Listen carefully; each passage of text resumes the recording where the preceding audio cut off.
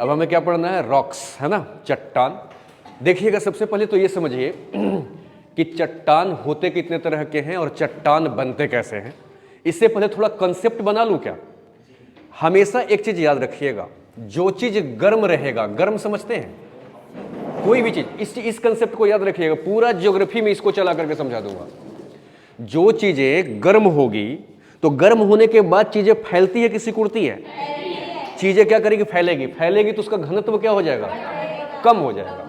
उसका घनत्व कम हो जाएगा, और जब घनत्व कम हो जाएगा तो चीजें हल्की हो जाएगी कि भारी हो जाएगी? चीजें हल्की हो जाएगी, और हल्की चीजें हमेशा कहां जाती है? ऊपर, ऊपर उठती है। इसीलिए आप लोग देखते होंगे कि जब हम पानी को गर्म करते हैं तो देखना कि पानी जब गर्म होता है तो उसके अंदर से जो वाष्प निकलता है वो कहां उठता है? ऊपर। क्यों उठता है ऊपर? क्योंकि जब वो गर्म होगा तो उसका घनत्व कम हो जाएगा, और घनत्व कम होने का मतलब हल्का हो जाएगा, और हल्की चीजें हमेशा ऊपर होती है। समझ रहे हैं? वो हमेशा ऊपर उठेगा। ठीक है, अब जरा सा देखिएगा कि पृथ्वी की हमने आंतरिक संरचना आपको पढ़ाई थी।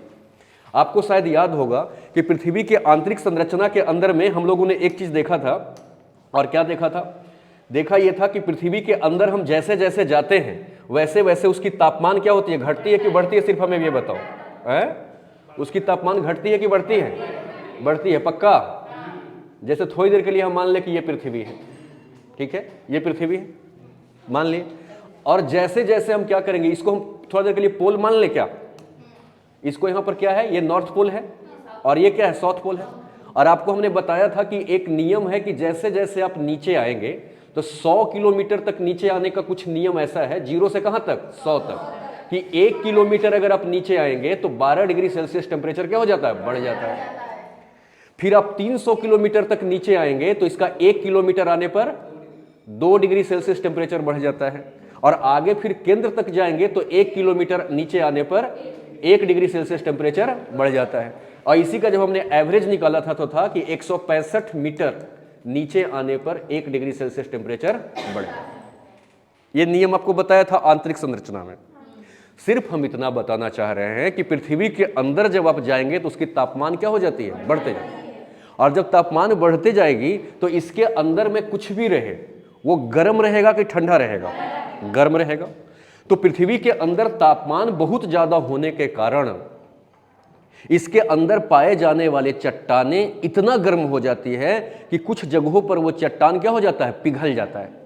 और पिघल जाने के कारण यहां पर वो पिघला हुआ अवस्था में है, पानी पानी सा नहीं, रवा रवा सा। समझ रहे हैं? अब पिघल गया है तो जरा सा सोच के बताओ मुझे कि तापमान इसकी ज्यादा है कि कम है? यहां पर तापमान ज्यादा है। तापमान ज्यादा है तो आपको अच्छे से पता है कि इसका घनत्व क्या होगा?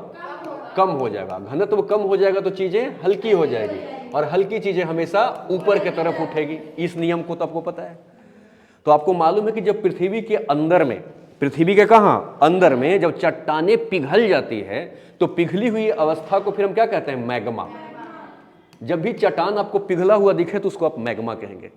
और मैग्मा का एक रूल है कि ये काफी क्या होगा? गर्म होगा, तो हल्की हो जाएगी, और हल्की चीजें हमेशा कहां उठती है? ऊपर। तो ये मैग्मा जो है इस नियम के हिसाब से हमेशा प्रयास करती है कि हम इसको फाड़ के कहां आ जाए? ऊपर। इस पर बार बार धक्का दे देती है, दे दे करके, और पृथ्वी के ऊपरी पपड़ी को यानी भूपरपटी को क्या कर देती है? तोड़ देती है, और तोड़ने के बाद ये फुहारे की तरह बाहर आती है। समझ रहे हैं? और जब बाहर आएगा तो अचानक से क्या होगा? इसकी तापमान बढ़ेगी कि घटेगी? ऊपर आने के बाद तापमान घटेगी, और जब तापमान घटेगी तो ये चीजें सिकुड़ेगी कि फैलेगी? तो फिर से ये इकट्ठा होकर के सिकुड़ करके और चट्टान बना देता है। तो जब समझ रहे हैं? तो धरातल के ऊपर जब मैग्मा आती है तो ये सिकुड़ करके फिर से चट्टान बन जाती है। इसी चट्टान को आग्नेय चट्टान कहा जाता है, इग्नियस रॉक। इग्नियस रॉक किसको कहते हैं? जब समझिएगा आप इसका परिभाषा कैसे लिखोगे, ध्यान से सुनो। पृथ्वी के अंदर पाए जाने वाले तप्त और गर्म मैग्मा जब ऊपर उठती है तो धीरे धीरे अपने तापमान को क्या करती है? तापमान में गिरावट दर्ज करती है। नहीं, और तापमान में गिरावट जब दर्ज होता है तो चीजें, ठंडी चीजों क्या करती है? ये सिकुड़ती है, और ये एकत्रित होकर के एक चट्टान का निर्माण कर देता है। इसको हम लोग क्या कहते हैं? आग्नेय चट्टान कहते हैं। और दुनिया में सबसे पहली बार इसी चट्टान का निर्माण हुआ। सबसे पहली बार कौन सी चट्टान बनी थी? इसीलिए इसका दूसरा नाम प्राथमिक चट्टान भी है। समझ रहे? प्राथमिक चट्टान इसको क्यों कहते हैं? क्योंकि ये सबसे पहली बार बना। लगता है आप नहीं समझ पा रहे हो यार। अब जरा सा देखोगे, आग्नेय चट्टान, समझ रहे हैं? आग्नेय चट्टान, इग्नियस रॉक या प्राथमिक चट्टान भी इसको हम कह सकते हैं। और प्राथमिक चट्टान के लिए इंग्लिश शब्द क्या होगा? Primary rock. नहीं तो जरा सा देखिएगा क्या होता है ये मैग्मा। अब देखिएगा, इग्नियस जो आपका चट्टान है ये भी 3 प्रकार का होता है। बाह्य चट्टान, बाह्य क्या? आग्नेय चट्टान, बाह्य आग्नेय, ठीक है। मध्यवर्ती आग्नेय, मध्यवर्ती आग्नेय, और तीसरा क्या है? पातालीय आग्नेय। पातालीय समझते हैं ना? पाताल में, पातालीय क्या? आग्नेय। इसको जरा ध्यान से समझिएगा। आग्नेय चट्टान क्या है समझ गए? जब भी मैग्मा, मैग्मा समझ रहे हैं? मैग्मा क्या होता है? पृथ्वी के अंदर जो चट्टाने हैं वो पिघल करके जो है ना, उसी को हम लोग मैग्मा कहते हैं। मैग्मा जैसे जैसे ऊपर आती है तो अपने टेम्परेचर को लॉस करते हुए जहां पर भी वो जम करके चट्टान बना देगी, सिकुड़ करके चट्टान बना देगी, वो आग्नेय चट्टान होगा। समझ रहे हैं? अब आग्नेय चट्टान कितने तरह का? 3 तरह का। जिसमें सबसे पहला कौन सा? बाह्य आग्नेय चट्टान। ये किसको कहते हैं? इसको जरा समझिएगा। जैसे मान लो कि इसके अंदर में पूरा मैग्मा भरा हुआ है, मान लेते हैं ये सब क्या है? पीला पीला वाला। मान लो कि ये पूरा पृथ्वी में क्या भरा हुआ है? ये मैग्मा भरा हुआ है। समझ रहे हैं? और आप जानते हैं कि मैग्मा इतना ज्यादा तप्त और गर्म होता है कि ये हल्की रहता है, और हल्की रहने के कारण हमेशा ऊपर आएगा। तो जब ये पृथ्वी के सतह को खोल करके, या मान लो कि पहले ही से पृथ्वी यहां पर क्या है? खुली हुई है, तो चाहे खुली हुई है तो उसी के रास्ते से बाहर आ जाएगा, या नहीं खुली है तो धक्का मार मार के तोड़ के बाहर आएगा। किसी भी तरीके से अगर ये मैग्मा पृथ्वी के सतह के बाहर आ जाए, नहीं तो एक चीज और याद रखिएगा, जब तक ये पृथ्वी के अंदर होता है तब तक इसको मैग्मा बोलते हैं, और जैसे ये बाहर आ जाता है तो इसको हम लावा बोलते हैं। समझ रहे हैं? तो जैसे ये मैग्मा ऊपर आ जाएगी, यानी पृथ्वी के सतह के बाहर आ जाएगी, और बाहर में जम करके बड़े बड़े चट्टानों का क्या कर देगी? निर्माण कर देगी, तो इसको क्या कहेंगे? बाह्य आग्नेय चट्टान। बाह्य आग्नेय चट्टान का अर्थ है पृथ्वी के बाहर में आके जमे, मतलब ऊपर आके जमे। समझ रहे हैं? इसको दूसरा नाम ज्वालामुखीय चट्टान भी होता है। समझ रहे हैं? चाहे तो आप प्राथमिक चट्टान कहिए, ज्वालामुखीय चट्टान कहिए, या आग्नेय चट्टान कहिए, तीनों एक ही बात है।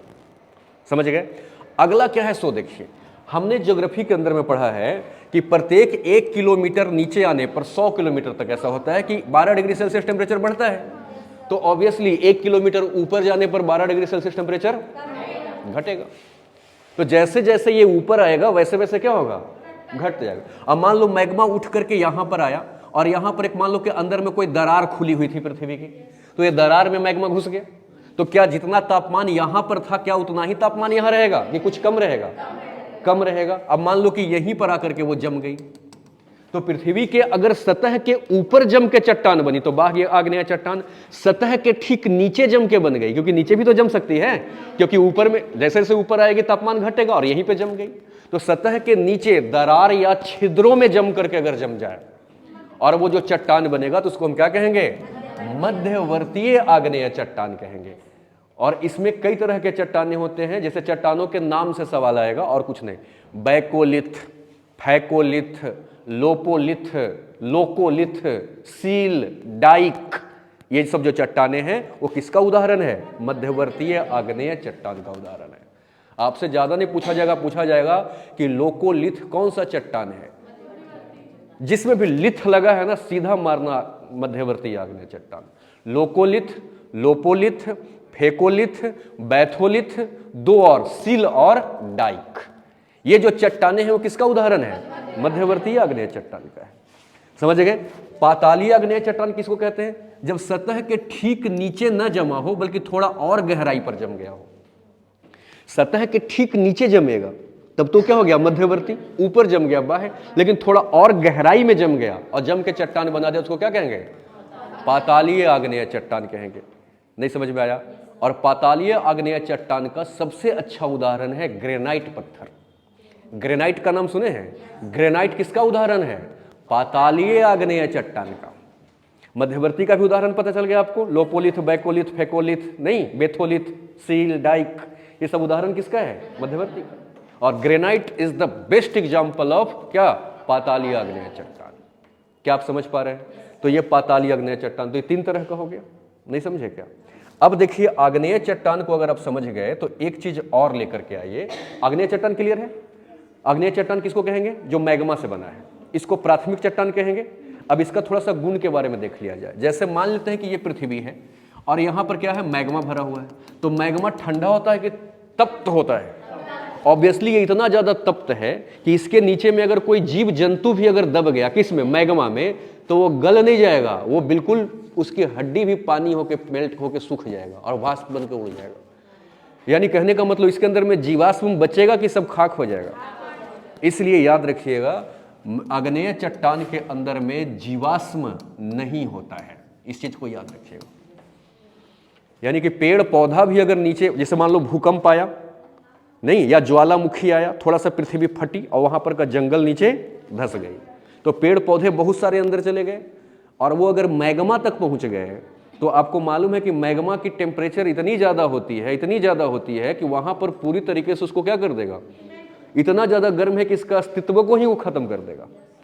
तो ये बचेगा कि इसकी कहानी खत्म हो जाएगी। इसलिए जितने भी सजीव प्राणी के जो शरीर और अवशेष होते हैं, चाहे वो पेड़ पौधा हो या जीव जंतु हो, मछली हो, कुछ भी हो, अगर यहां तक पहुंच गया तो ये रहेगा नहीं, ये खत्म हो जाएगा। इसीलिए कहा जाता है कि इसके अंदर में जीवाश्म नहीं होते। लेकिन पृथ्वी के अंदर में बहुत सारे तत्व हैं। आपको आंतरिक संरचना में पढ़ाया था कि ऊपर में क्या होता है? सिलिकॉन और एल्यूमिनियम, तभी तो उसको सियाल कहा। उसके नीचे क्या होता है? सिलिकॉन और मैग्नीशियम, सीमा।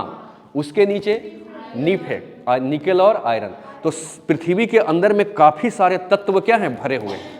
तो जो सोचो कि मैग्मा जब रास्ते से आता होगा तो मैग्मा यहाँ के तत्व को भी अपने साथ क्या करते आता होगा? समेटते हुए आता होगा। तो ये तत्व के मामले में धनी है कि गरीब है? धनी है। ये 2 बात को याद रखिएगा, ये सवाल बनता है। आग्नेय चट्टान जीवाश्म के मामले में नगण्य होता है, गरीब होता है, समझ गए कारण? लेकिन तत्व के मामले में सबसे ज्यादा धनी कौन होता है? आग्नेय चट्टान होता है। क्यों? क्योंकि ये पृथ्वी के आंतरिक हिस्से से आता है। तो पृथ्वी के अंदर मौजूद सारे खनिज, लवण, नहीं तत्व को क्या करते हुए आता है? अपने साथ लेते हुए आता है। इसलिए ये धनी है ये चट्टान। क्या समझ पाए आप? अब अगला जरा सा समझिएगा, अवसादी चट्टान क्या होता है? पहला चट्टान कौन सा था?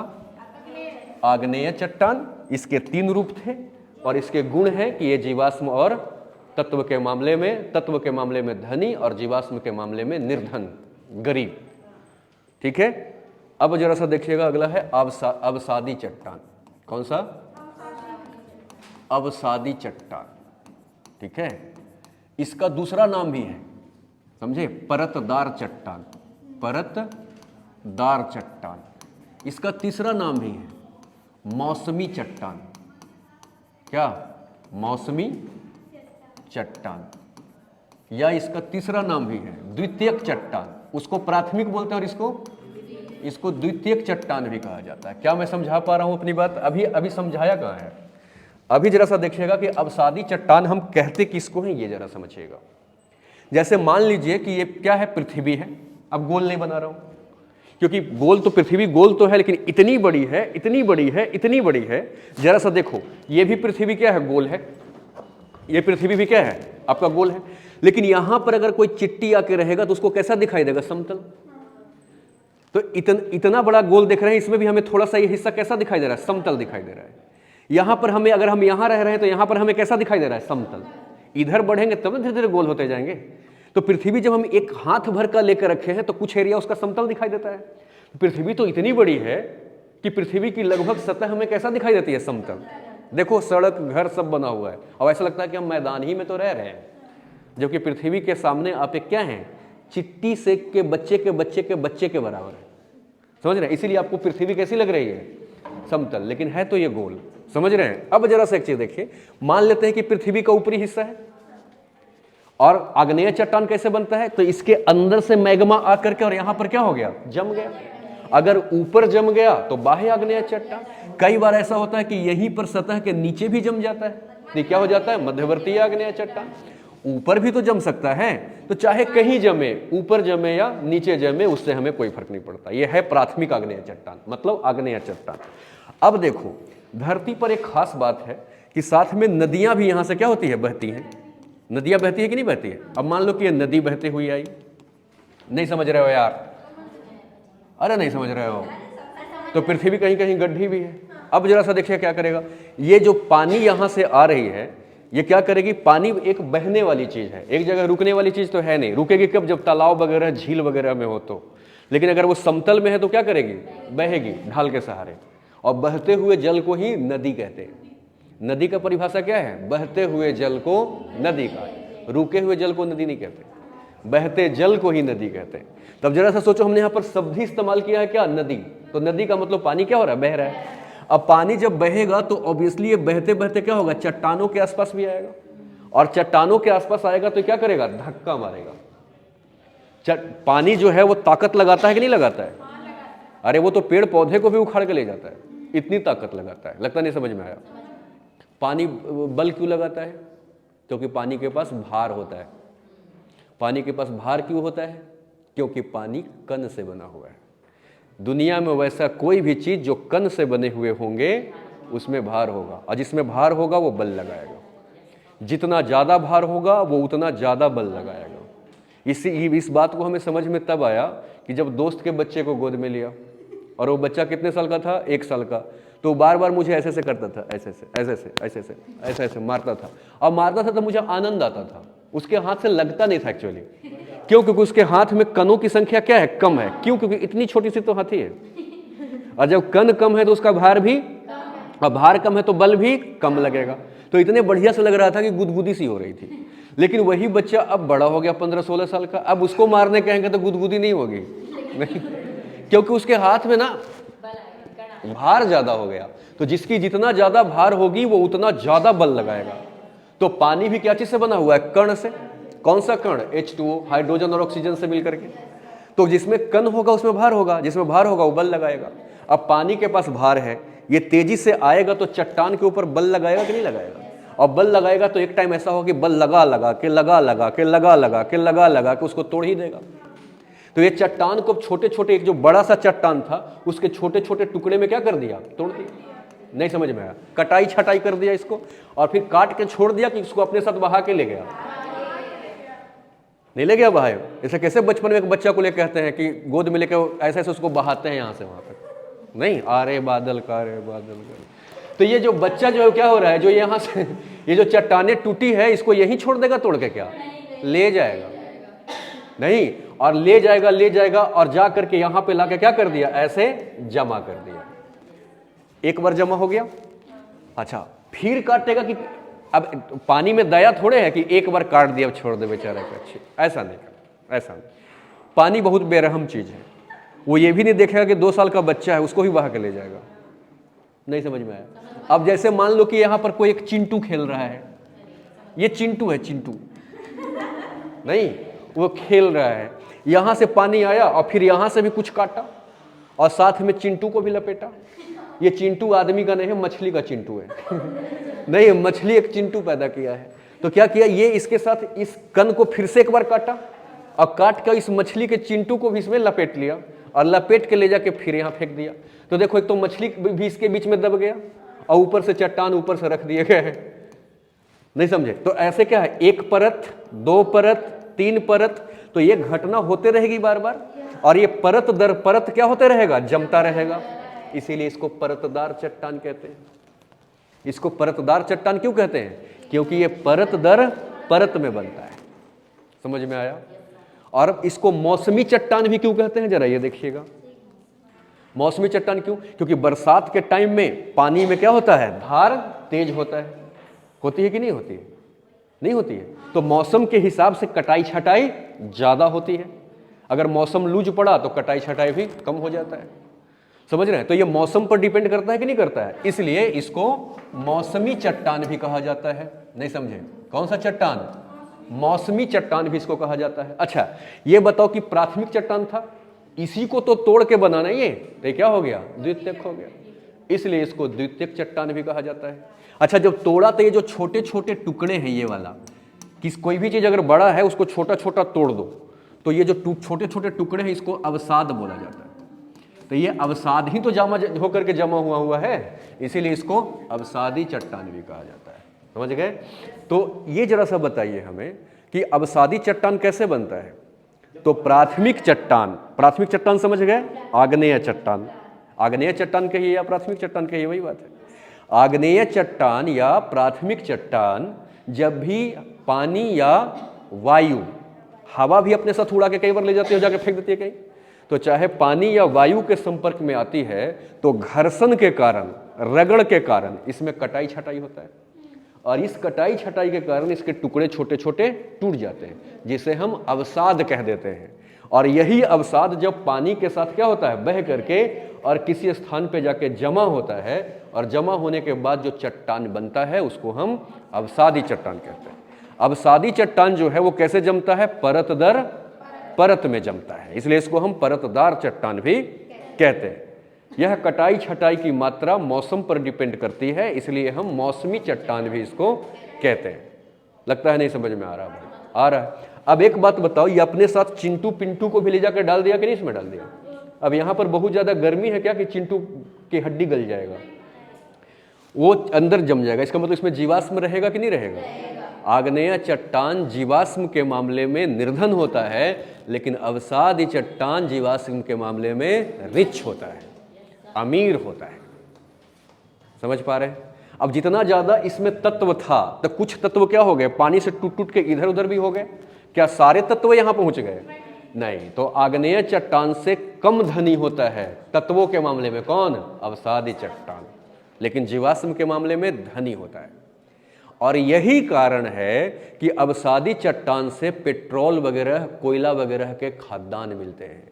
कोयला की जो खाद्यान्न है वो आपको आग्नेय चट्टान से मिलेगा कि अवसादी चट्टान से मिलेगा? अवसादी चट्टान से। क्यों? क्योंकि ये जो पानी जो जा रहा है इस साथ में चिंटू के साथ साथ पेड़ पौधों को भी अपने साथ तोड़ फोड़ करके ले जा करके फेंक देती है, और वो बहुत दिनों तक चट्टानों के अंदर में अगर दबा रहेगा तो धीरे धीरे उसका कोयला का निर्माण हो जाएगा कि नहीं हो जाएगा? हो जाएगा। इसीलिए अवसादी चट्टान कोयले के लिए, पेट्रोलियम के लिए, जीवाश्म के लिए ये सबसे ज्यादा क्या होता है, रईस चट्टान है, ये अमीर चट्टान है। समझ रहे हैं कि नहीं समझे बात? तो कोयला के खादान किस चट्टान से मिलेगा? अवसादी चट्टान से। पेट्रोलियम कहाँ से मिलेगा? अवसादी चट्टान से। लेकिन अगर आपको महंगे महंगे तत्व चाहिए तो वो कहाँ से मिलेगा? आग्नेय चट्टान से। समझ में आया बात? क्लियर कि डाउट? ये अवसादी चट्टान था। और आइए एक और लास्ट है रूपांतरित चट्टान। चट्टानों को कितने हिस्से में बांटे गए हैं? 3। कौन कौन सा? आग्नेय चट्टान, अवसादी चट्टान।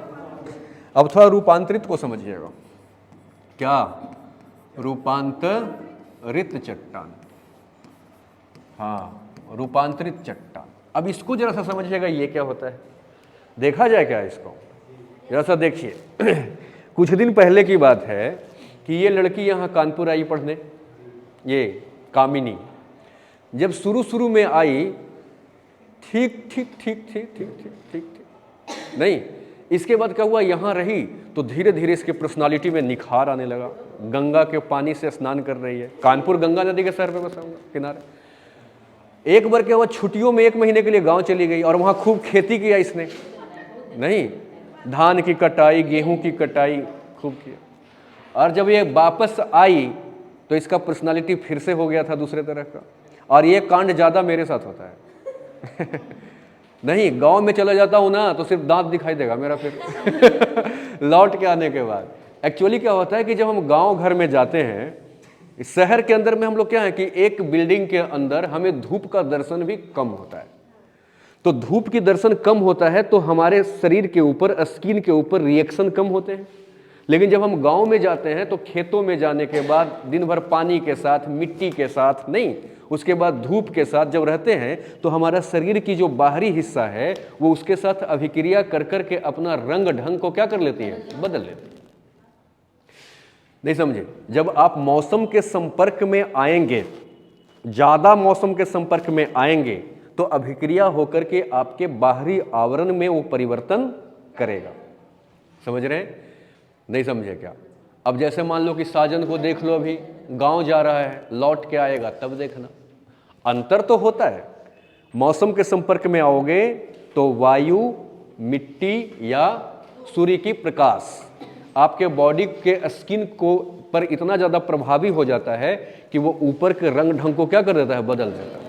ठीक इसी तरीके से जब अवसादी चट्टान समझ गए, और आग्नेय चट्टान या अवसादी चट्टान समझ रहे हैं, आग्नेय चट्टान या अवसादी चट्टान जब मौसम के संपर्क में लंबे टाइम तक रहता है नहीं, तो ऑक्सीजन बार बार आके इसके साथ अभिक्रिया कर लिया, नहीं टक्कर करके अभिक्रिया हो रहा है, क्योंकि इसमें तत्व भी तो हैं, अभिक्रिया कर करके इसका रंग रूप ढंग क्या करता है, बदल देता है।